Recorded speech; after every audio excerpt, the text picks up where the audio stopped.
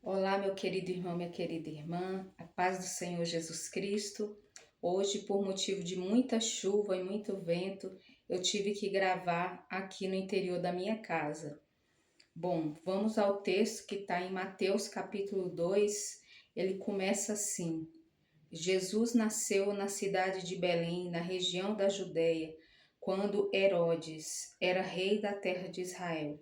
Nesse tempo, alguns homens que estudavam as estrelas vieram do Oriente e chegaram a Jerusalém. E eles perguntaram: Onde está o menino que nasceu para ser o rei dos judeus? Nós vimos a estrela dele no Oriente e viemos adorá-lo. Quando o rei Herodes soube disso, ficou muito preocupado e todo o povo de Jerusalém também ficou. Nós vemos aqui sobre o nascimento de Jesus, quando ali os magos do Oriente, como costumam, chamar, que na verdade eram sábios que estudavam as estrelas, eram estudiosos das estrelas. E quando eles viram ali que o Espírito Santo de Deus mostrou para eles aquela estrela que brilhava, aquela estrela que mostrava, que algo muito esplêndido tinha acontecido, que algo muito importante tinha acontecido. Eles eram estudiosos das estrelas e nunca tinham visto aquela estrela. E eles viram que algo tinha acontecido. Que estrela é essa que brilha mais do que as outras? Que estrela é essa que surgiu nesse momento? E pela revelação do Espírito Santo, eles entenderam, O anjo chegou até eles e avisou que havia nascido o Messias. E eles foram em busca de Jesus, de onde Jesus tinha nascido, de onde havia se cumprido a promessa da vinda do Salvador, para que eles o adorassem. Mas quando eles chegam ali na região de Jerusalém, e eles perguntam a várias pessoas, e eles começam a perguntar, e chega, ao rei Herodes, que chama eles para uma reunião. E Herodes ficou muito preocupado, porque Herodes, ele era adorado.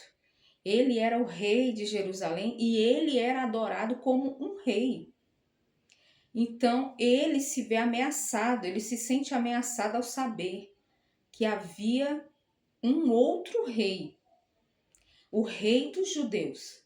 E então ele colocou toda a cidade, ele colocou todos ali preocupados, afoitos, Houve ali um tumulto na cidade, todos querendo saber, porque todo o povo esperava, aguardava a vinda do Messias, A promessa do Salvador, aleluia. E ele pede aos estudiosos, das estrelas ali, aqueles sábios, que eles fossem em busca do Messias, mas que eles viessem a Herodes e trouxessem a notícia de onde ele estava.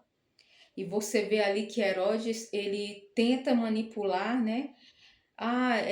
me digam aonde foi, com detalhes, porque eu também quero ir adorá-lo. Imagina, na verdade, ele queria matar Jesus.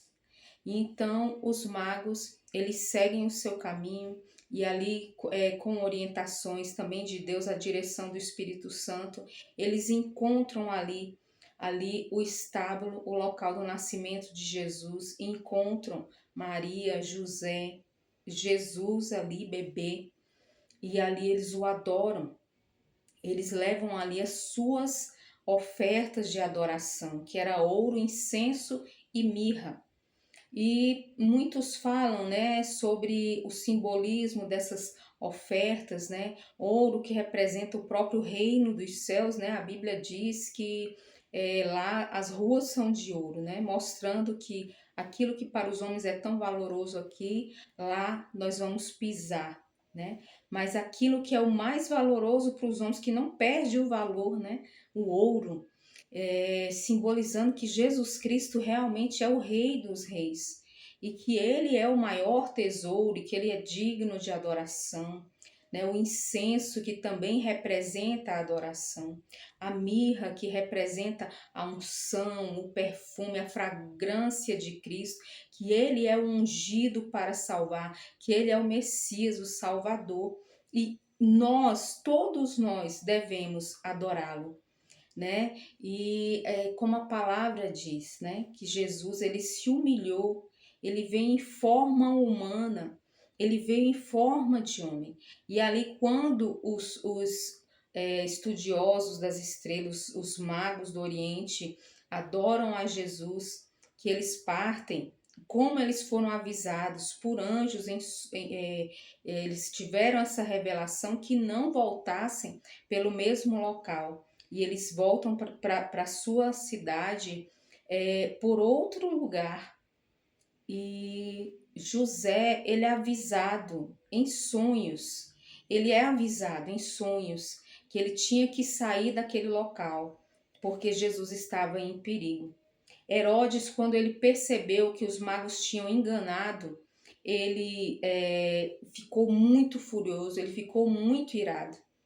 E ele deu uma ordem que matassem todas as crianças de 2 anos para baixo, na Judéia e em toda a região ali circunvizinha. Mas José e Maria, porque Deus tinha avisado a José em sonhos, um anjo veio em sonhos a José, e eles tinham fugido para o Egito. E a gente pode ver aqui, irmãos, que Deus ele fala, né? A palavra de Deus diz que Deus ele não fará alguma coisa sem que antes ele avise aos seus servos e avise aos seus profetas. Então Deus ele fala conosco. A maior profecia é a palavra de Deus. Deus usa profetas. Bom, eu sou pentecostal, eu creio nos dons do Espírito Santo, que fala em 1 Coríntios 12, que Deus levantou alguns como profetas. É uma mensagem revelada de Deus.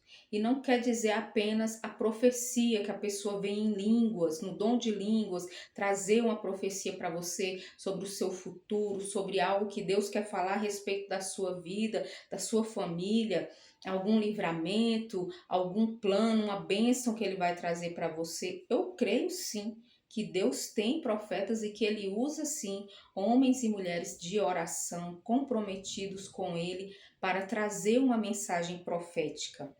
Mas Deus também fala por meio de sonhos. Eu não sei se você já teve essa experiência. Alguns sonhos nós temos que orar. Nós temos que entender o que Deus está ministrando a nós. Algum livramento, alguma bênção ou alguma luta, algum ataque espiritual que nós estamos passando. E temos que colocar em oração e obedecer os direcionamentos que Deus nos dá. Mas a maior profecia é a santa palavra de Deus. Essa jamais falha. Quando queremos ouvir a voz de Deus, a melhor maneira é abrir a nossa Bíblia com coração humilde e ouvir atentamente o que Deus está ministrando a nós, nos ensinando e nos orientando. E então eles foram para o Egito. Mas houve o tempo que o anjo do Senhor, após a morte de Herodes, né, um anjo do Senhor veio até José e falou: pode voltar. Volte porque o inimigo já morreu. O inimigo, o perigo já não está mais presente. E aí José volta com Maria e como ele ficou com medo de voltar para a Judéia, ele foi para a cidade da Galileia. Ele foi para ali, para a região de Nazaré. E a palavra fala que por isso ele ficou conhecido como Nazareno, para cumprir o que Jeremias tinha dito, o que os profetas tinham dito, né? Que ele seria chamado de Nazareno. Mas também houve aqui o cumprimento do que Jeremias tinha falado, meus irmãos, que haveria um grande choro, que em Ramá haveria um grande choro. Raquel chorava pelos seus filhos e não queria ser consolada, por causa da matança das crianças que Herodes matou ali. Tantas crianças por saber da promessa, né, do Salvador, de um perigo de um rei, o rei dos judeus. E isso aconteceu também, meus irmãos, no Antigo Testamento, no nascimento de Moisés. Ali naquela época, o diabo também incitou o coração de Faraó para matar ali muitos bebês do povo hebreu. Há um movimento no mundo espiritual. O diabo ele é muito observador. Ele não sabe de todas as coisas. Deus é onisciente, Deus é soberano. Mas o diabo ele é observador e ele é conhecedor da verdade, porque ele estava no céu. Ele era o querubim ungido que louvava ali ao lado do próprio Deus. Mas ele caiu quando ele se rebelou contra Deus. Então ele é o espírito das trevas, ele é o inimigo das nossas almas, ele é o inimigo de Deus. Mas ele não tem todo o conhecimento. Isso pertence ao nosso Deus, aleluia. Mas ele é astuto, ele é ardiloso e ele é observador. E quando ele veio ali atacar aquelas crianças, tanto na época de Moisés como na época de Jesus, há um movimento espiritual. Não era apenas Herodes, não era apenas Faraó, mas era o próprio Satanás. Porque ele observando no mundo espiritual a agitação dos anjos, a agitação no mundo espiritual, tudo que ele vê ao redor, ele viu que poderia vir o libertador na época de Moisés, né? E o Salvador na época de Jesus. E ele tentava ali destruir os planos de Deus, o que é impossível. Aleluia. Jesus veio, se cumpriu e ele esteve entre nós e ele cumpriu a lei, ele não aboliu, mas ele cumpriu a lei, morreu na cruz, ressuscitou e por meio dele nós temos vida e vida eterna. Glória a Deus, ele é o Senhor, o nome sobre todo nome. Mas aqui nós podemos ver uma grande saga, uma grande sede de Satanás nas crianças.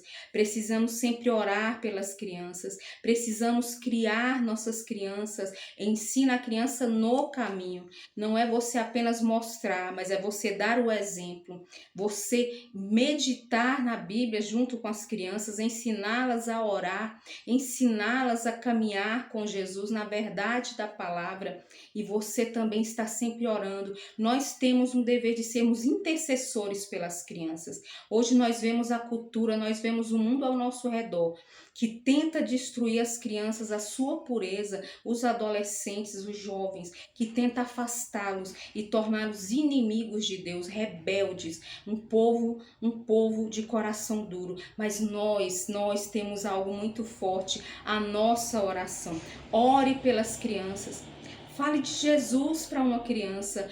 Crie as suas crianças na presença do Senhor.